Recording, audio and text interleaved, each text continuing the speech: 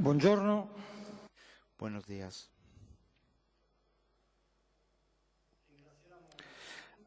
Agradecemos a todas y todos su presencia esta mañana para continuar un encuentro. Un encuentro, en el caso que nos ocupa, que empezó hace años para los mayores entre nosotros.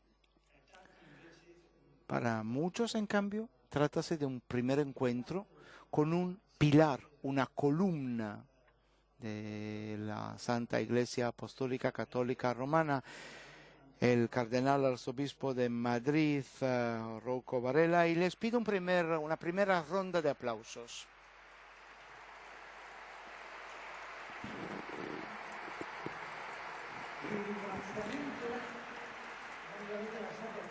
Agradecimiento, no me dejaron terminar. Agradecerle un hecho, que es un hecho preclaro, pero no todos lo tuvieron en cuenta o lo tienen en cuenta. O sea, el hecho de que tenemos en Italia, y no solo en Italia, en el mundo, de CL, a un cura de su diócesis que se llama Julián Carrón. Julián Carrón, que él nos cedió con generosidad después de muchas peticiones, don Giussani, que les iba pidiendo que llegara Julián Carrón en Italia. Y cuando el Papa le dijo, pero este cura de Madrid que está pidiendo don Giussani, sí, Julián Carrón. Y Julián Carrón por fin llegó a Italia. Esta es la historia y esto merece realmente sinceros aplausos. Don Antonio nos conoce desde hace mucho tiempo. Este año celebró 50 años de su ordenación en Salamanca, 1959.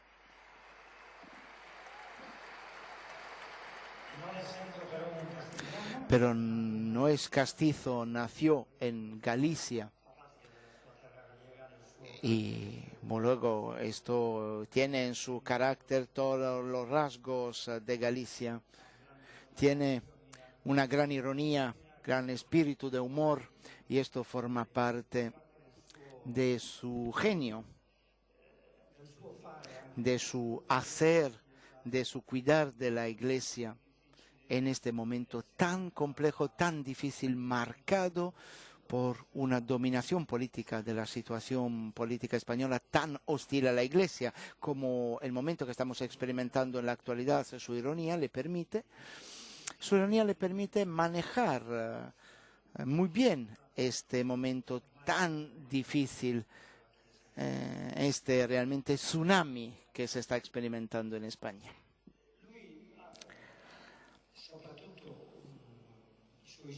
Sus estudios se centraron en el derecho canónico, fue profesor de teología fundamental en el seminario de la diócesis de origen, Montañedo, en Galicia, cerca de Santiago de Compostela.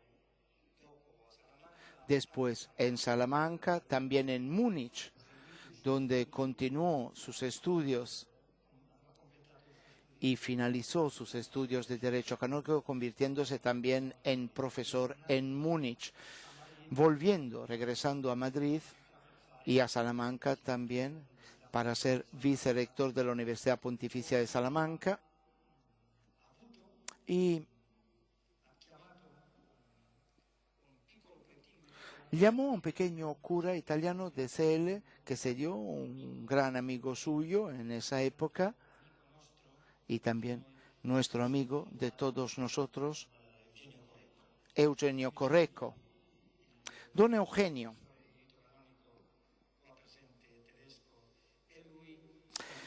y él fueron muy amigos, tuvieron gran amistad desde la época de Múnich, hacía 40 años. Los dos continúan esta gran amistad y don Eugenio, bueno, lo hemos perdido hace unos cuantos años. Y pues se rumorea su santidad. Bueno, yo lo vi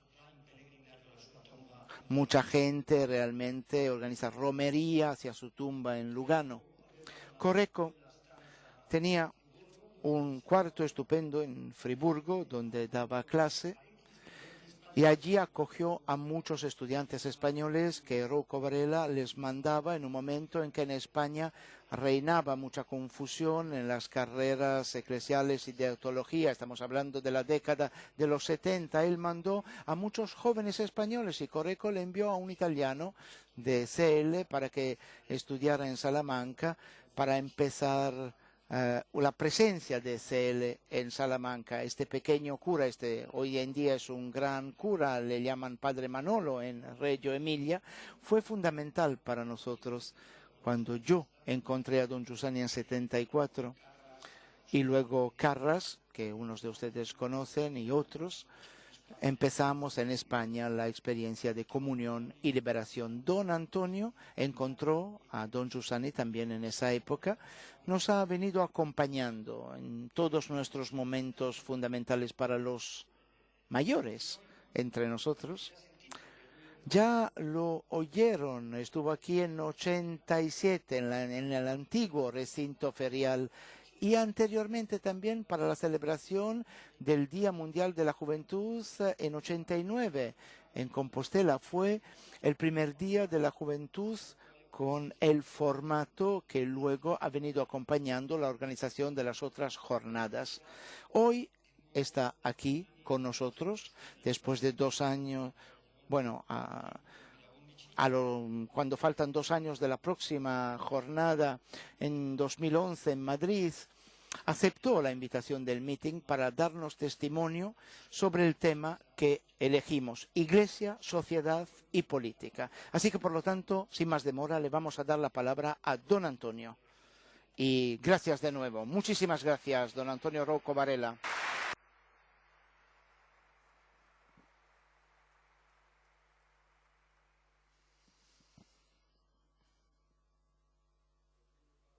Mis primeras palabras van a ser en español para agradecer a José Miguel Oriol su presentación y para saludar a los españoles presentes en... Para decir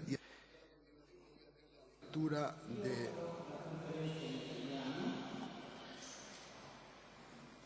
haré la lectura de la conferencia en italiano.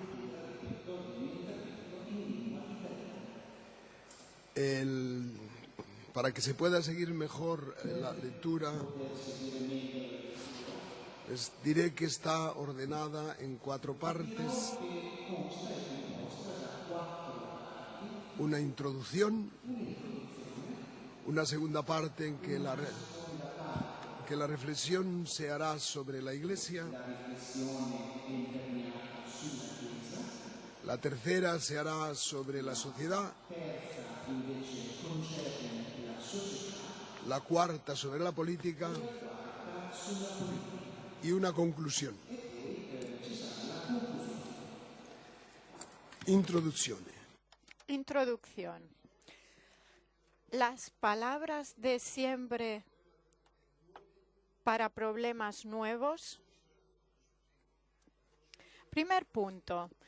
Conocer implica siempre un acontecimiento y el acontecimiento comporta inevitablemente novedad. Novedad para el que conoce, novedad subjetiva y novedad para su entorno, el cercano y el lejano, una novedad objetiva. Sucede, sin embargo, que el acto y el proceso de conocer está esencialmente ligado a conceptos y sobre todo a palabras paradójicamente antiguas, fruto intelectual, cultural y espiritual de largos, continuados y complejos procesos históricos, protagonizados y conducidos por personas, pero entrelazadas y relacionadas entre sí a través de formas diversas de unidad.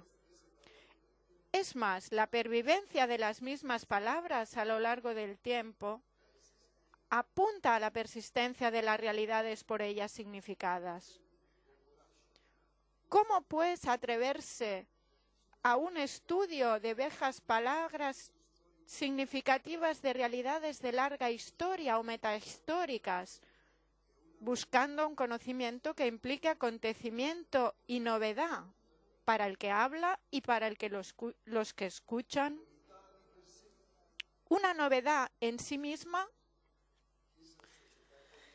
Segundo, Iglesia, sociedad y política son viejas palabras que se refieren a formas humanas de vivir, de convivir y de obrar, presentes y operantes en la actualidad de la familia humana.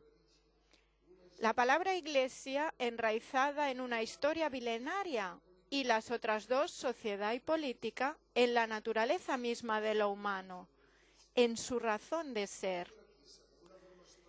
Incluso la Iglesia, como una forma histórica que vertebra y expresa una dimensión de la persona humana inherente al mismo ser del hombre, la religiosa, se halla igualmente en el fondo antropológico entre los elementos constitutivos del ser y de la existencia de lo humano que trascienden espacios y tiempos. ¿Cómo aproximarse a estas palabras y a sus significados hoy, con intención y voluntad de conocerlas de nuevo, impulsados por el amor a la verdad y por su búsqueda? Conocerlas de nuevo no quiere decir sin más novedosamente, sino rigurosamente en correspondencia objetiva y subjetiva con lo que sucede en el momento actual de la historia, en la realidad que expresa. Es decir, en primer lugar, hay que situarse en el corazón mismo de la problemática que afecta a la Iglesia y a la sociedad, aquí y ahora, en este preciso momento de la historia de la humanidad. Y en segundo lugar, adentrarse en el hacer política del hombre contemporáneo, descubriendo los presupuestos sociológicos, culturales e ideológicos que lo determinan. Y siempre sin olvidar la esencial interdependencia que se da entre las tres realidades dentro del marco vivo de la unidad existencial de la persona humana. Precisamente el punto de cruce y encuentro, no solo institucional, sino sobre todo operativo de la teología, Iglesia, sociedad y política, es el que resulta del mismo fin, que explica y justifica su razón de ser, el bien íntegro y pleno de la persona humana, de cada hombre. La pretensión intelectual de llegar al conocimiento vivo de esta triple realidad, Iglesia, sociedad y política, realidad inextricablemente interrelacionada entre sí, en función de la realización plena del hombre, o lo que es lo mismo, dicho en términos soteriológicos de la teología católica de su salvación, implica, por lo tanto, acercarse a sus problemas en el hoy de la vida, aunque sea de forma esquemática, y luego tratar de comprender estos problemas con una renovada experiencia de conocimiento siempre vivo y nuevo, con una presencia que se nos da y es acontecimiento de la gracia. Se trata simultáneamente de una experiencia de la razón iluminada por la fe y de una experiencia del corazón que ama la verdad y quiere amar en verdad, verdaderamente. Todos los hombres perciben el impulso interior de amar de manera auténtica, nos enseña Benedicto XVI. Amor y verdad nunca los abandonan completamente, porque son la vocación que Dios ha puesto en el corazón y en la mente de cada ser humano. Y es una cita. Con la fuerza humilde de este impulso que tan bellamente nos explica el Papa en su última encíclica, Caritas in Veritate. Es posible este acercamiento siempre antiguo y siempre nuevo a la verdad. En nuestro caso, a la verdad de la Iglesia, la sociedad y la política. La segunda parte, la Iglesia. La historia de la palabra es bien conocida, sus raíces veterotestamentarias, su claro y específico perfil semántico en el Nuevo Testamento y en el lenguaje del magisterio y la doctrina de la propia Iglesia. El significado ha sido vivido en el pasado, con distintas resonancias históricas, y lo mismo sucede en la actualidad. La Iglesia la interpretan unos con categorías simplemente sociológicas y estadísticas. otros con categorías psicológicas y culturales, y otros con el método comparativo de la fenomenología de la religión.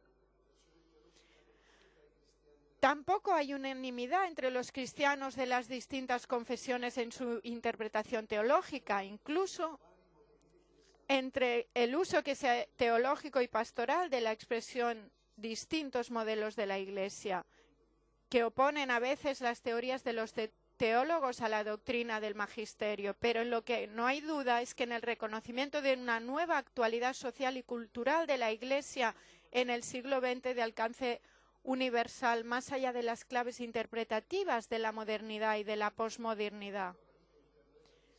Mirando hacia adentro de la vida interna de la Iglesia, no habría que andar con vacilaciones al afirmar que el siglo pasado ha sido un tiempo excepcionalmente eclesiológico, marcado por una toma creciente de conciencia del significado universal de la Iglesia en y para la historia de la salvación y para el presente y el futuro de la humanidad. Se ha visto o intuido que de ella depende decisivamente el destino del hombre. En el ya famoso diagnóstico de Romano Guardini en 1922, un acontecimiento religioso de alcance incalculable ha comenzado. La Iglesia despierta en las almas.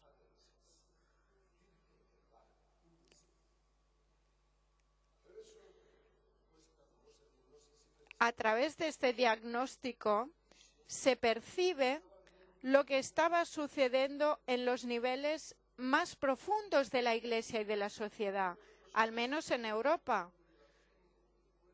Habían transcurrido escasamente 4 años después del final de aquella inmensa, incomprensible tragedia de la Primera Guerra Mundial, y una joven universitaria de familia judía, Edith Stein, se sentía cada vez más tocada y atraída por la acción de la gracia en su interior, muy turbado por la gran y eterna pregunta de la presencia de Dios en su vida.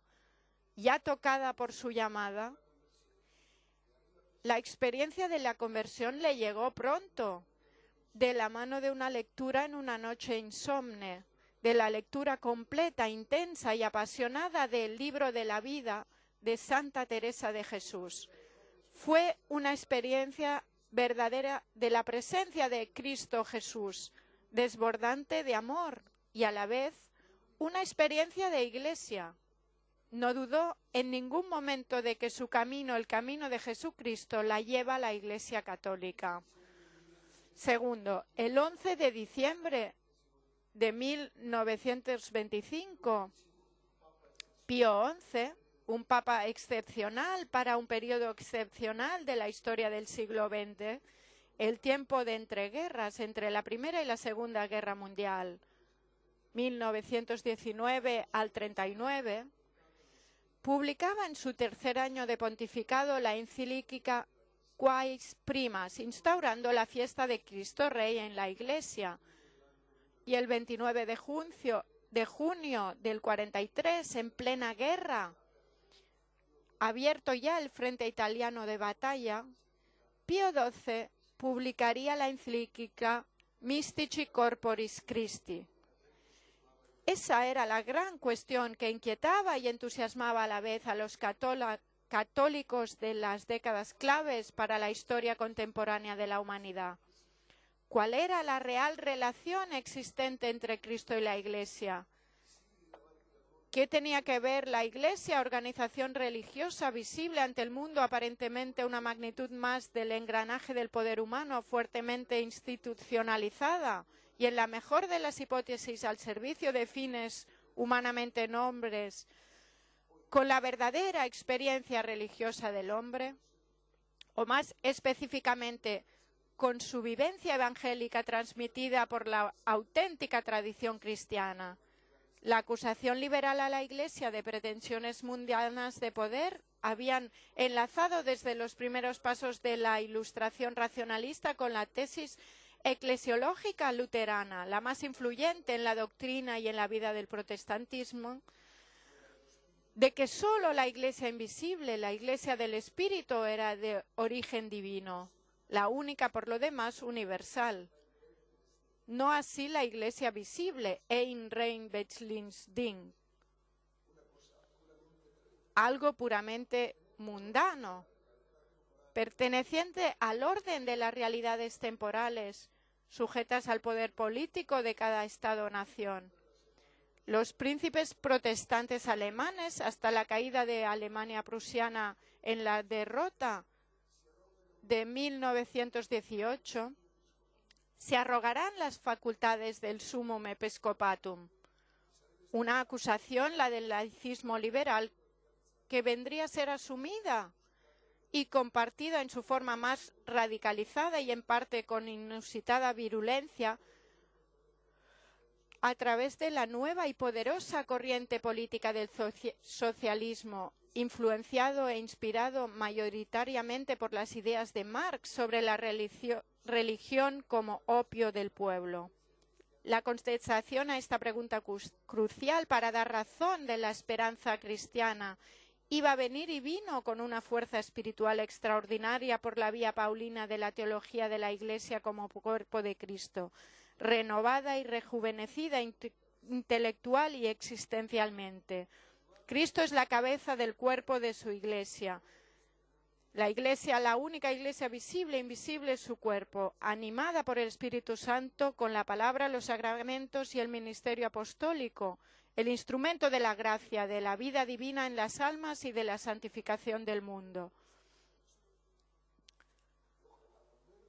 Johann Adam Müller, el genial maestro de la Escuela Católica de Tubinga, en el 832, hacía casi un siglo, definió la Iglesia como la permanente encarnación del Hijo de Dios, que se muestra permanentemente de forma humana entre los hombres, que constantemente se renueva y que eternamente se rejuvenece.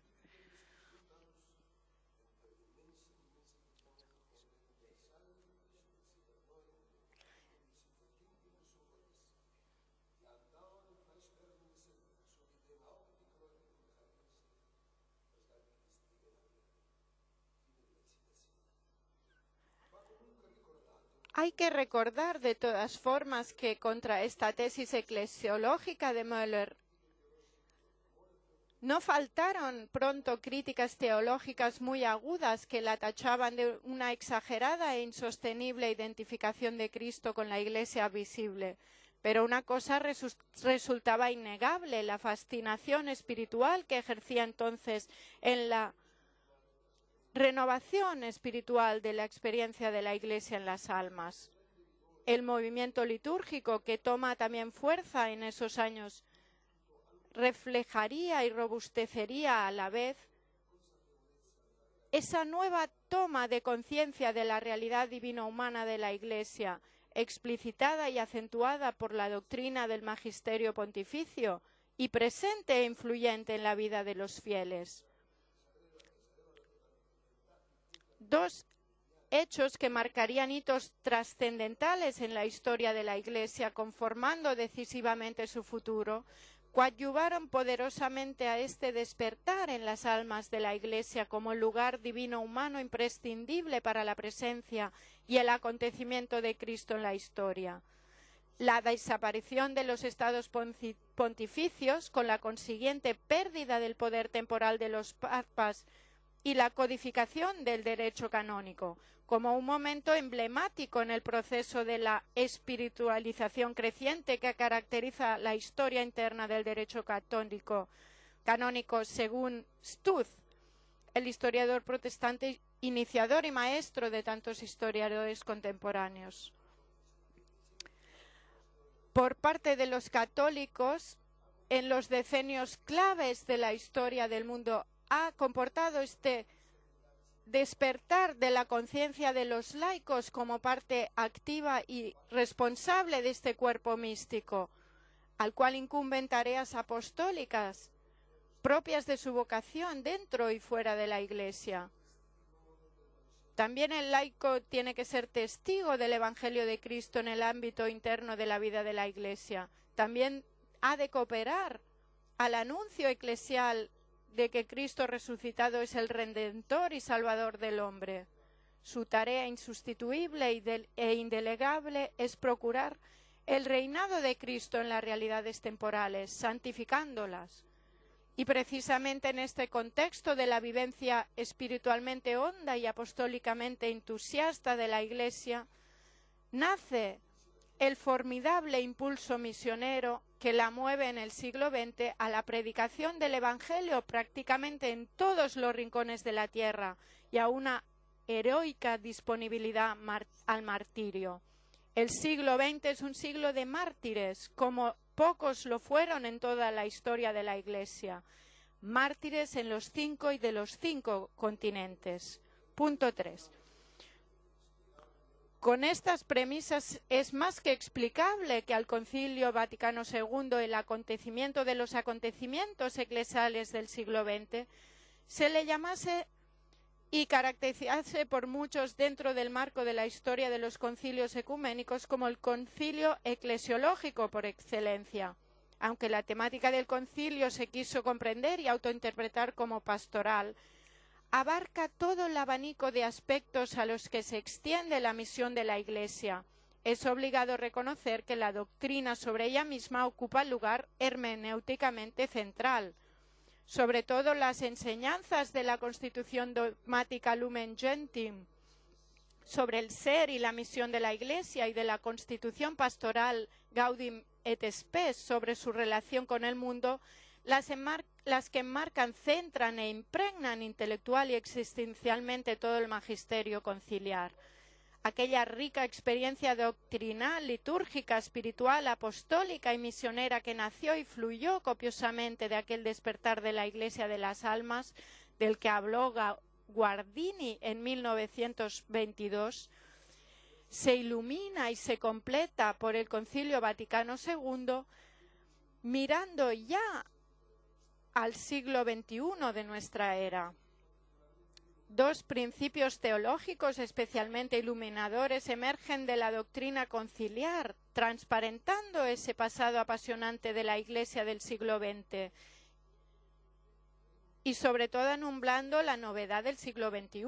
El primero, la Iglesia es obra de la Santísima Trinidad, nacida y fundada en la historia por Cristo, con Cristo y en Cristo, para instaurar definitivamente entre los hombres el reino de Dios. Segundo, la Iglesia, toda ella, visible e invisiblemente, es el pueblo mesiánico que, aunque de hecho no abarque a todos los hombres y muchas veces parezca un pequeño rebaño, sin embargo es un germen muy seguro de unidad, de esperanza, de salvación para todo el género humano, que Cristo hizo para una comunión de vida, de amor y de unidad, y que Él asumió también como instrumento de redención universal y lo envía a todo el universo como luz del mundo y sal de la tierra. Es una cita del concilio. Punto 4. El agitado periodo posconciliar, no fenecido del todo, se ha visto sometido a una doble tentación. Tentación en último término reduccionista del propio acontecimiento conciliar y rupturista con este.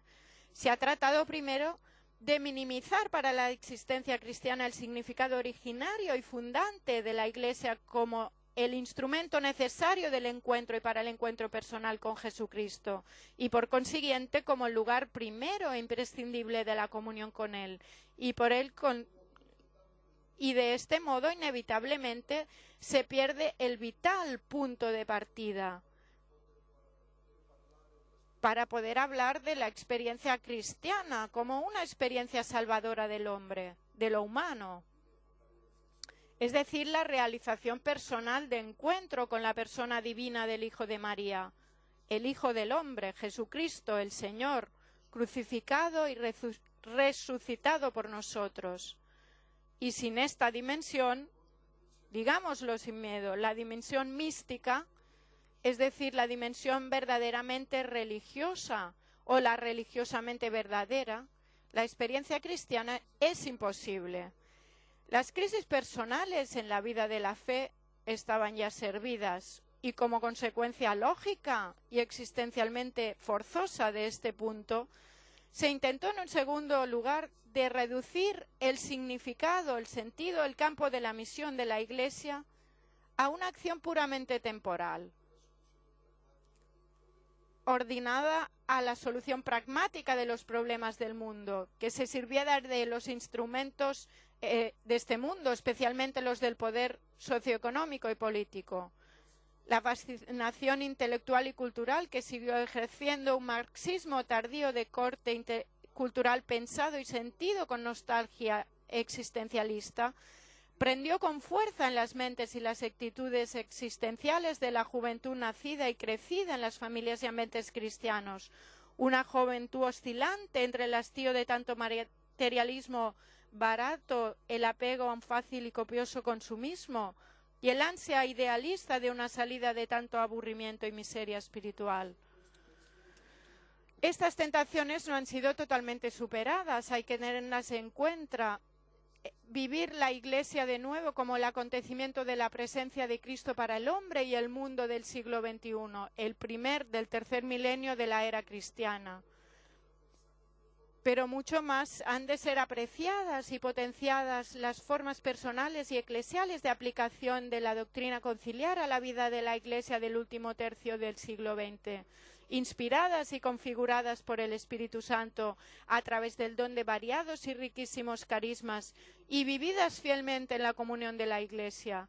El magisterio de Pablo VI y de Juan Pablo II y ahora de Benedicto XVI, papas excepcionalmente sensibles a los tiempos, nos han señalado inequívocamente el camino del futuro para su vida y misión, camino luminoso para la vivencia y la realización fiel, pastoral y apostólicamente fecunda de la vocación cristiana, sea cual sea su forma de definición eclesial, seglar, consagrada, de sacerdocio ministerial. Un camino con una doble exigencia antigua y nueva, la del necesario mirar de nuevo al rostro de Cristo. O, dicho con otras palabras, la de la necesidad de la oración contemplativa y la de evangelizar de nuevo desde la vivencia honda y del orar contemplativo alimentado en la celebración eucarística y la adoración, capaz de llegar con fuerza al hombre de nuestro tiempo, especialmente a los jóvenes, dentro de los países de tradición cristiana y quitándoles el miedo de abrir las puertas de sus vidas a Cristo, de su corazón. Tercera parte, la sociedad. La sociedad también es una palabra antigua, muy antigua. Pertenece al patrimonio cultural universal de la humanidad. Designa un aspecto que es esencial a la realidad integral de lo humano. El ser del hombre incluye constitutivamente relación con el otro, corporal y espiritual. Su configuración sexualmente diferenciada como varón y mujer constituye la primera y fundamental expresión de la apertura trascendente que es esencial y existencialmente inherente a la persona humana. El hombre solo alcanza la realización plena de sí mismo en la interrelación con los otros hombres. La filosofía clásica se servirá de la palabra sociedad como una categoría fundamental para comprender lo humano en su integridad. Y de hecho la usa y la emplea refiriéndola a distintas formas de concreción de la sociabilidad innata en el hombre. Matrimonio y familia destacan como la primera y básica forma de cristalización de lo social en la vivencia y en la experiencia de lo humano. El Estado, en cambio, como la última y plena experiencia. El concepto de sociedad perfecta en la que el hombre encuentra todos los recursos necesarios para su propio perfeccionamiento, adquiere toda su nitidez filosófica en la gran escolástica del medioevo, en San Tomás de Aquino, y del Renacimiento, en la Escuela de Salamanca y en Francisco Suárez. Los clásicos de la filosofía griega la veían plasmada en la polis, la ciudad. Los juristas y pensadores latinos la vinculaban al gran espacio económico, sociológico y político, abierto por las conquistas del Imperio Romano y de sus legiones, principalmente en el gran arco geográfico del Mediterráneo. Su pensamiento político fue evolucionando desde la visión republicana de la urbs, de la ciudad de Roma, como forma suficiente de la realización de la sociedad perfecta, a la concepción del orbis, el orbe, como el marco humano y cultural de referencia para la formación de una sociedad universalmente estructurada y por ello insuperable en su perfección. La tradición universalista de la concepción y la realización histórica de la sociedad perfecta será retomada en el medioevo europeo por el conducto histórico-espiritual de la restauración cristiana de la idea imperial romana y que pervive profundamente modificada hasta ir languideciendo y desaparecer por completo en los umbrales mismos de la modernidad. Su lugar político lo ocuparán ya desde el Renacimiento los estados nacionales, con su imparable curso histórico, que empujarán al pensamiento filosófico-político a la identificación real de la trilogía Estado, Sociedad Perfecta, Nación. Los convierten semánticamente en poco menos que términos sinónimos. Pero los teólogos y juristas salmantinos de la época se propusieron integrar a la compleja multiplicidad plurinacional que ya se dibujaba claramente en los siglos XVI y XVII como el mapa geopolítico del futuro, especialmente dentro de la unidad universal de la familia humana.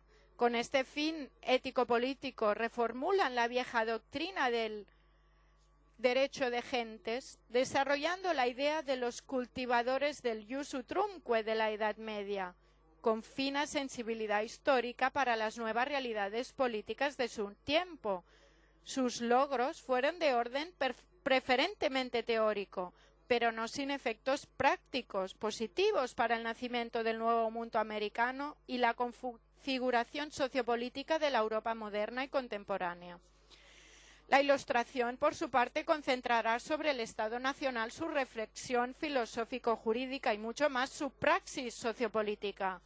Sin embargo, lo hará tratando de integrar bajo distintas fórmulas de justificación y explicación teóricas la doctrina de los derechos humanos como piezas fundamentales del valor universal en la concepción y configuración jurídica de la sociedad y más específicamente del Estado.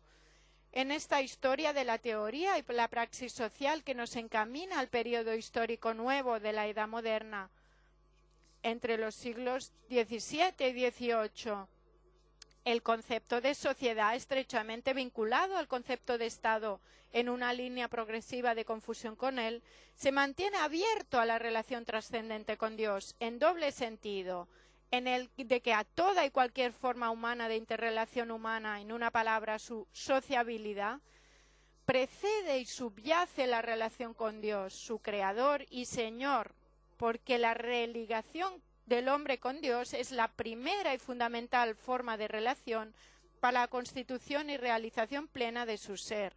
Y en segundo lugar, en el de que es también Dios el autor de la naturaleza social del hombre y por lo tanto el autor de su estructura y por consiguiente de las pautas de actuación y funcionamiento básicas.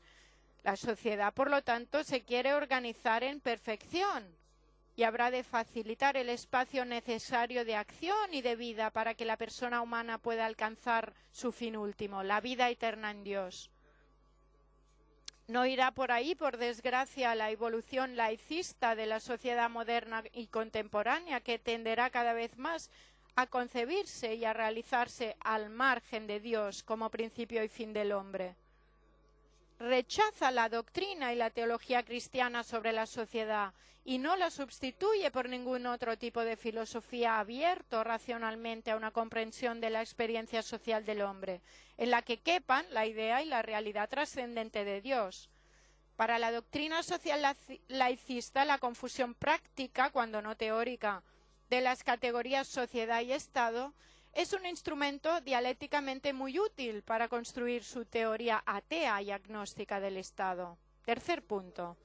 La sociedad, de todos modos, evoluciona en los siglos XIX y XX y se configura, de hecho, cada vez con mayor complejidad a lo interno de sí misma, tanto dentro de los límites de las fronteras nacionales como en la perspectiva de su creciente internacionalización. El fenómeno contemporáneo de la globalización refleja muy bien que límites de amplitud y complicación humana, económica, cultural, ética, espiritual y religiosa ha llegado a la sociedad actual. La concepción romántica, tratando de identificarla con una comunidad de raza, de cultura y de historia común, ha quedado desbordada por la realidad de un mundo intercomunicado globalmente, sin límites ni internos ni externos, abierto a la universalidad por la ciencia y la técnica contemporáneas. Comunicación de espacios y de tiempos, informativa y formativa, comunicación e intercambio de recursos, cooperación en los campos de la experiencia humana, etc. Este es hoy el horizonte sin fronteras en el que el hombre se realiza socialmente. No es extraño, pues, que el siglo XX haya sido caracterizado igualmente, llamado el siglo de la socialización. Las fuertes tensiones causadas por la llamada cuestión social habían ido acumulándose a lo largo de las últimas décadas del siglo XIX. A esta situación quieren responder corrientes de un pensamiento filosófico nuevo, muy condicionado por las nuevas ciencias humanas que investigan con método empírico los aspectos más sobresalientes de la realidad social, los propiamente sociológicos, políticos y jurídicos. Sus soluciones están marcadas por el sello cultural y político de lo que se llamó socialismo, frente a la doctrina liberal nacida al calor revolucionario de la Francia de finales del siglo XVIII y desarrollada durante todo el siglo XIX, con el inconfundible acento intelectual del individualismo filosófico. En una y otra teoría, aunque parezca paradójico en el caso del liberalismo político, el Estado juega una función muy importante. Esta tensa sociedad se rompe interior y exteriormente en el siglo XX. Las dos guerras mundiales documentan la tragedia de modo estremecedor. En la conciencia contemporánea de la humanidad se alzó ya con toda explicitud intelectual y existencial la pregunta por Dios y por su ley. ¿Puede subsistir la sociedad con un mínimo de integridad moral y por tanto humana sin Dios? La Iglesia se hizo cargo desde el momento más álgido de la cuestión social en el paso del siglo XIX al XX, de la causa de los más débiles, la clase obrera, con su doctrina y con la firme, comprometida y decidida defensa de los derechos de la persona humana y del bien común. El Concilio Vaticano II ahonda la fundamentación teológica y explicita pastoral y apostológicamente este compromiso incondicional con la suerte del hombre contemporáneo, especialmente en la Constitución Pastoral Gaudium et Spes.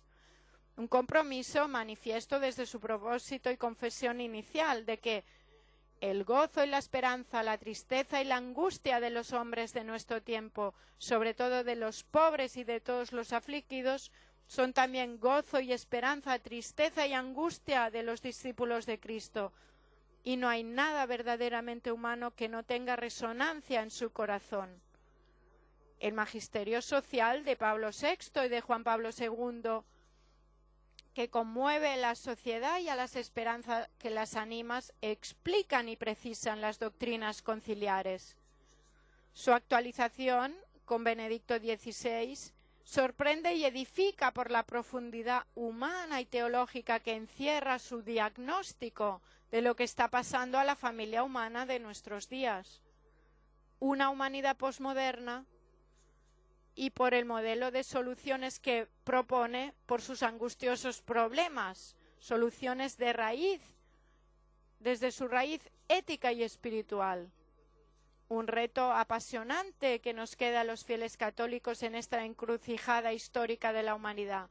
Dar cuerpo a esa respuesta del magisterio vivo de la Iglesia, que por ser fiel a la novedad del acontecimiento cristiano, resultará verdaderamente liberadora para nuestra sociedad y nuestros conciudadanos. El Papa nos ofrece la pista teológica. La ciudad del hombre no se promueve solo con soluciones de derechos y deberes, sino antes y más aún con relaciones de gratuidad, de misericordia y comunión. La caridad manifiesta siempre el amor de Dios también en las relaciones humanas, otorgando valor teologal y salvífico a todo compromiso por la justicia del mundo. El compromiso social de un cristiano, asumido coherentemente hoy, desde y en la caridad de Cristo, en el sitio de la vida que supone la sociedad contemporánea, contiene una doble y urgente tarea: abrir espacio público para la adoración de Dios dentro de la tupida red de intereses e instituciones individuales y colectivas, de todo orden, las que comprenden e integran la actual sociedad.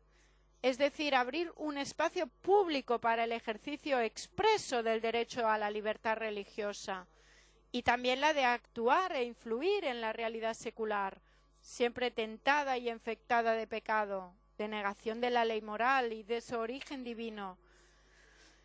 Abrir de manera que nuestras palabras y obras sean en virtud de la caridad de Cristo como testimonio, ejemplo, instrumento para su auténtica y progresiva humanización, o lo que es lo mismo, para su santificación.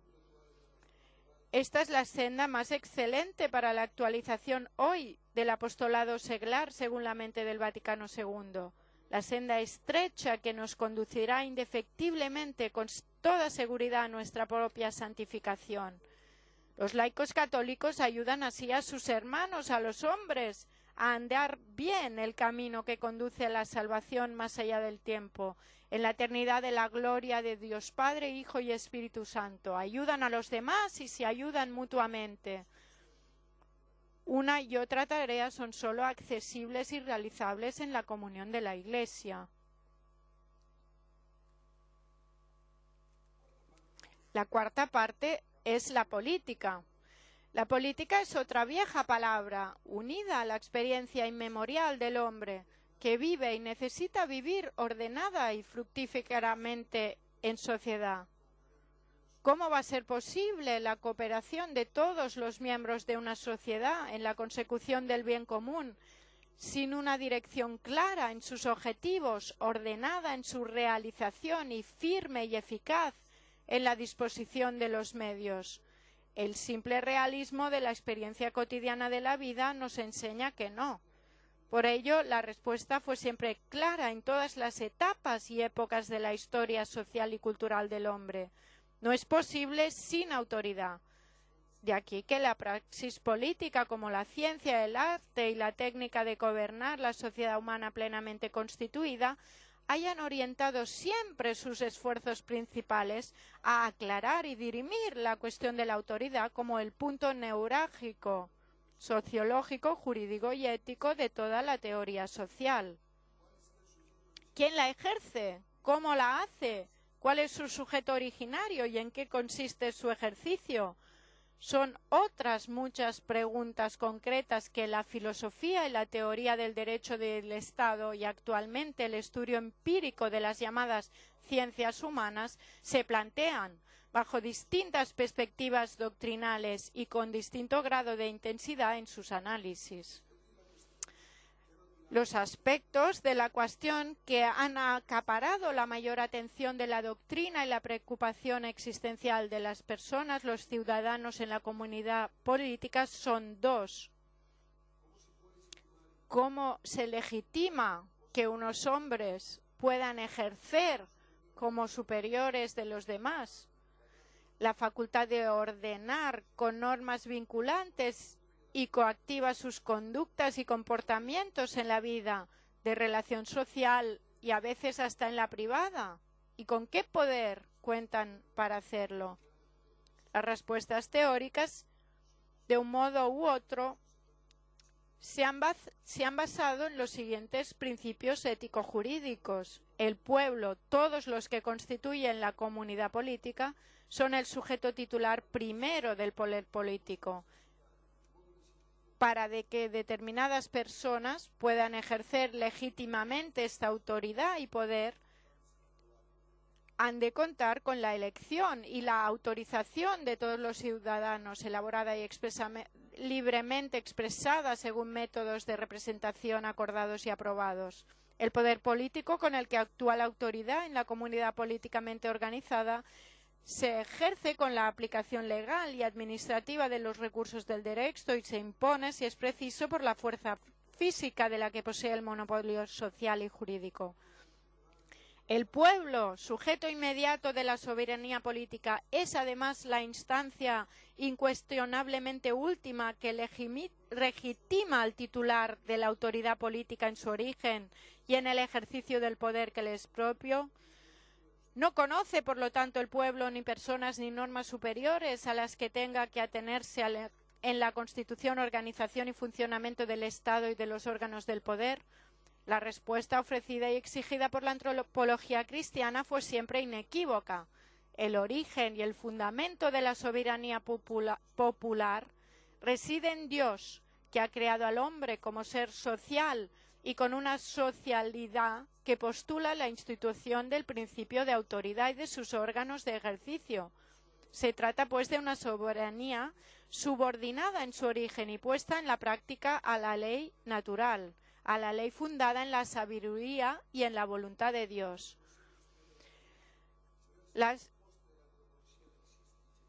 Viceversa, las respuestas de las antropologías laicistas radicales fueron y son siempre las mismas. La soberanía del pueblo es ilimitada.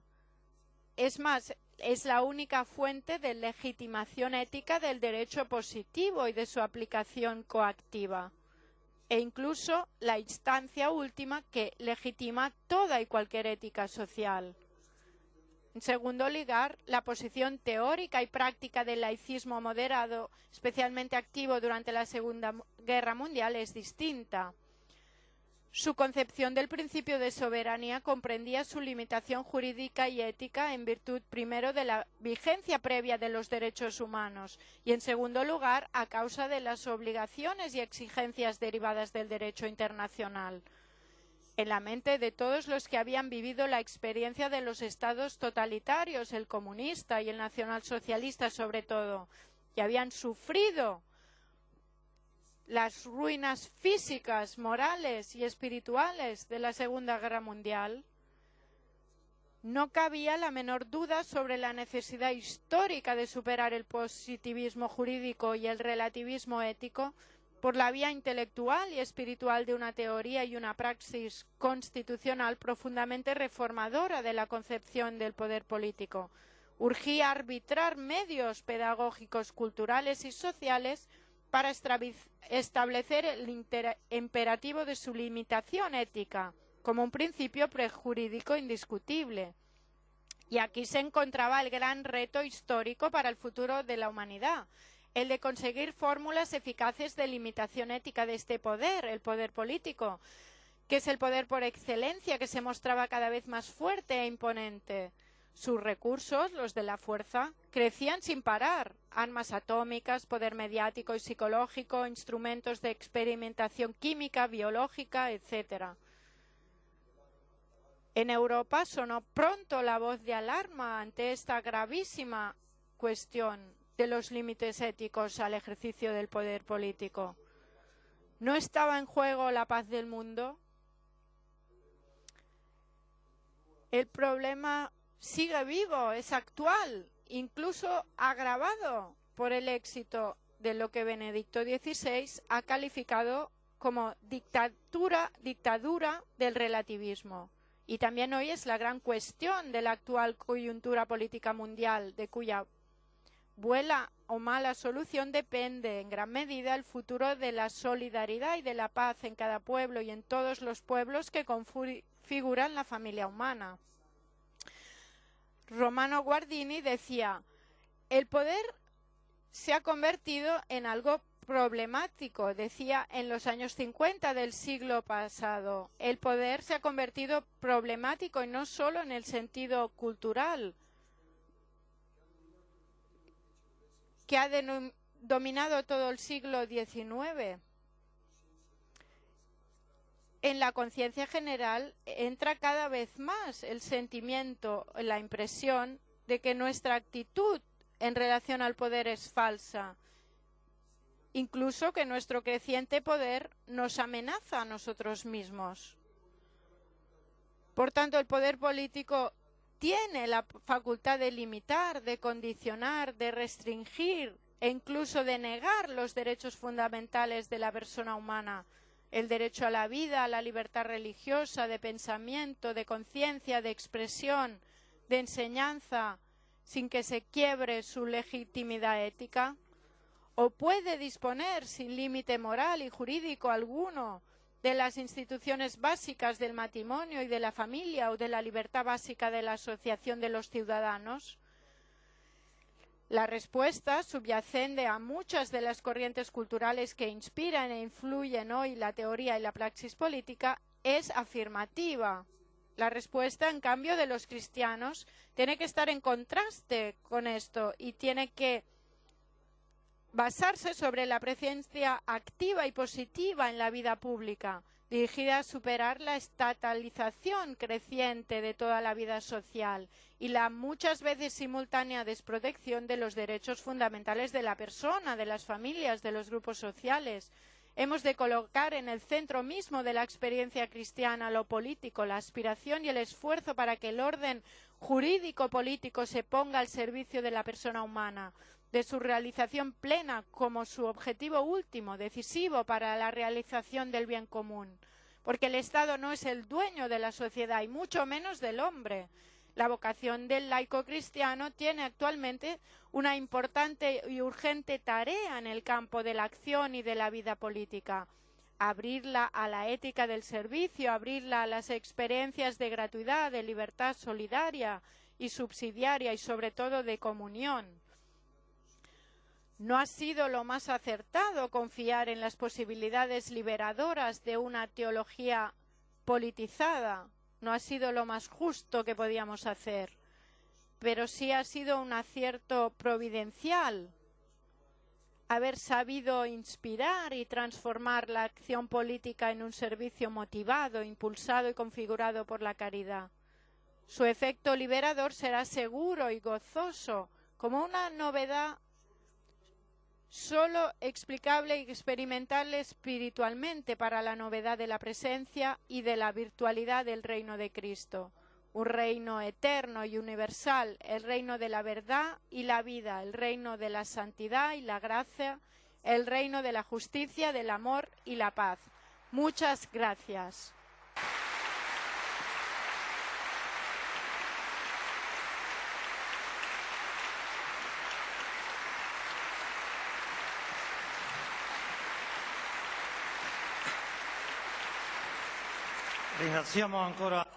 Agradecemos una vez más a su eminencia, le agradecemos este cansancio agotador y que nos ha dado esta síntesis sobre las instancias que desembocan en la vida, la gracia, la sociedad, la política y que van configurando la realidad en la que estamos sumidos, en la que vivimos y de la cual brota nuestra experiencia y en la cual reacciona nuestra conciencia acometiendo el proyecto. Y así se puede conocer con esmero, con atención, traspasando y salvando las dificultades